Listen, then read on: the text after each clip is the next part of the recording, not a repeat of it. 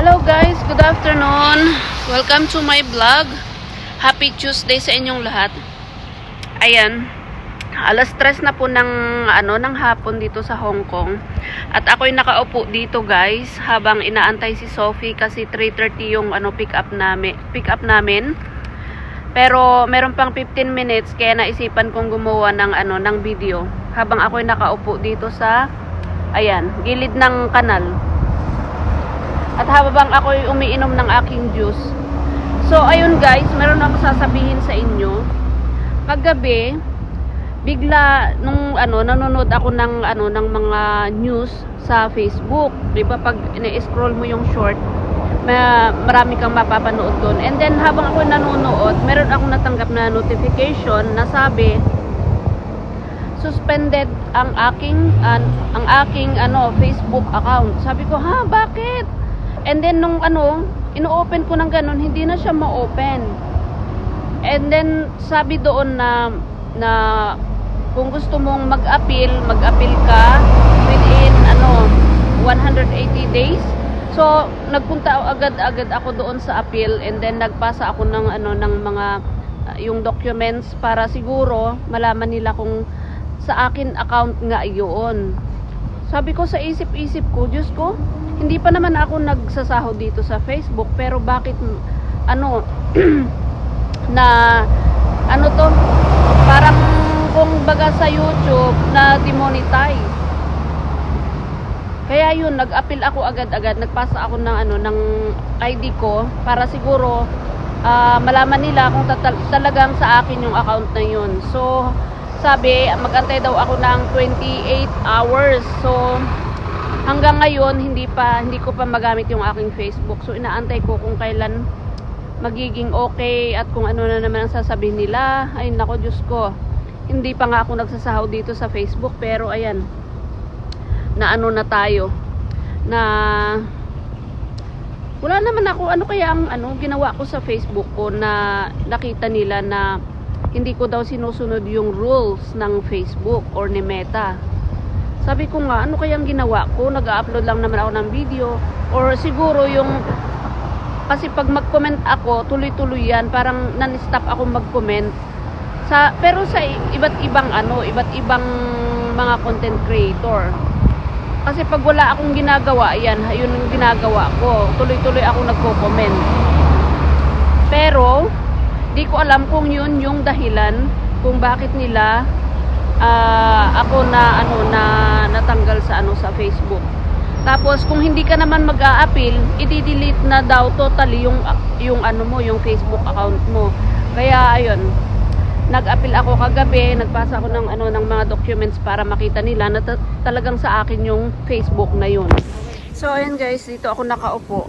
'Di ba yan yung gamit ko?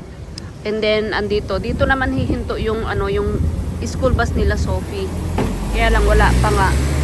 Anyway, yun nga yung kinukwento ko sa inyo na yung aking Facebook ay hindi gumagana, hindi pa ako makapag-post. Ganun pala pag na-suspende yung yung Facebook mo, hindi ka rin makapag-post.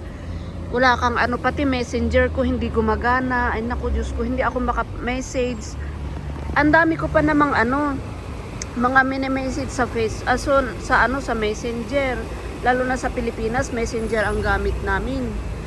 Ngayon, hindi ko mabuksan, hindi ako makapag-message. Ay, Diyos ko. Kung kailan naman na taon na kailangan ko. So, iniisip ko, paano gagawa ulit ako ng panibagong account? Diyos ko, ang hirap gumawa ng bagong account. Pero, naantay ko kung hanggang kailan mag-okay itong aking Facebook. Sabi naman 48 hours lang. So tignan natin. Baka mamayang gabi or bukas okay na. So sana nga maging okay na siya. Habang ako nag-aantay dito. Ay may ibababa silang pasyente, si Lolo. Galing siguro sila sa sa hospital. Oh, di ba? Ayan si Lolo. Binababaan niya diyan. Di ba? High-tech ang nila talaga dito. Oh. Hindi mo na kailangang buhat-buhatin. Meron silang parang lift para doon mo siya ilagay. And then bababa siya, di ba? Oh, tagal nila, Sophie. Ang tagal ng ano niya, school bus. Andito na yung si Sophia. Ito yung school bus niya. Hello. Thank you so much. Bye. How are you? Ayan. Say bye-bye to your friend. Hi. Tingnan nyo naman, naka-jacket. Diyos ko. Para namang, why you wearing your jacket? It's too hot. Mom, is that yours? Yes. Which one? That bag.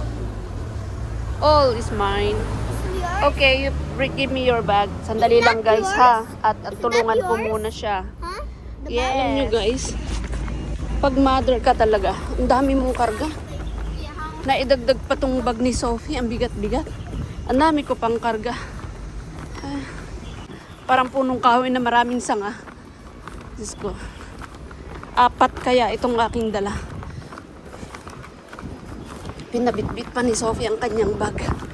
Oh, maganda naman ang panahon. Mahangin. Yan, nandito na kami sa aming bahay-bahay. Ayan, 6th floor kami guys.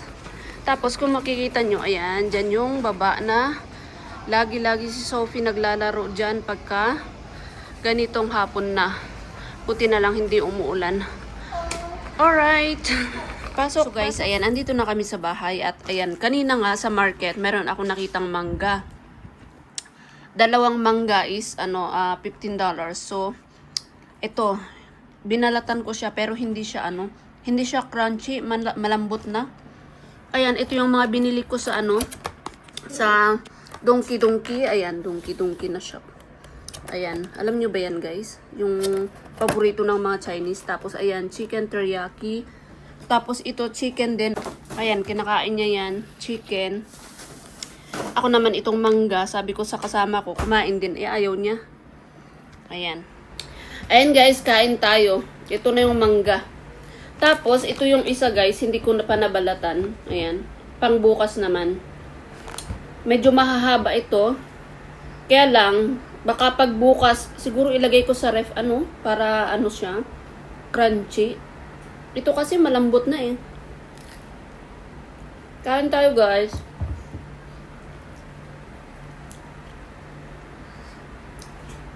Sorry po.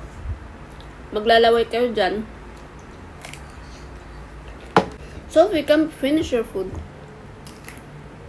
Alam nyo guys, ako lang yung matakaw dito. Hindi sila palakain.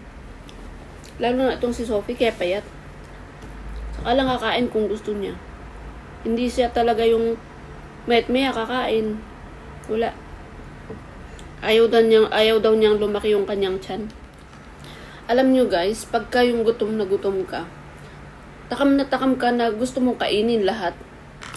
Ngayon, ayan, hindi ko rin naubos itong isang mangga. Meron pa natirang 2. Hindi ko kaya. Ito namang si Sophie, hindi niya rin naubos itong kanyang kinakain. So, ayan guys. Katatapos ko lang kumain ng mangga. Nakita ko na naman ito, ayan. Ayaw na naman, binigay ko ito kay Sophie, pero ayaw niyang kainin. Ngayon, ako na naman yung kumakain. Tapos, alam nyo guys, binili ko ito sa Muji. Tapos, ito rin, sa Muji. Keema curry. Kaya halo ko sa sa ulam mamaya. Magluto ako ng curry. So ngayon ako na naman ang kumakain nito, guys. Di ba kasi sa sa Muji, marami na rin silang mga paninda, mga chichirya. Ayan. Nakabili na naman ako nitong mga to. So, alright. Sana yung kinuwento ko sa inyo kanina na maibalik na yung aking Facebook.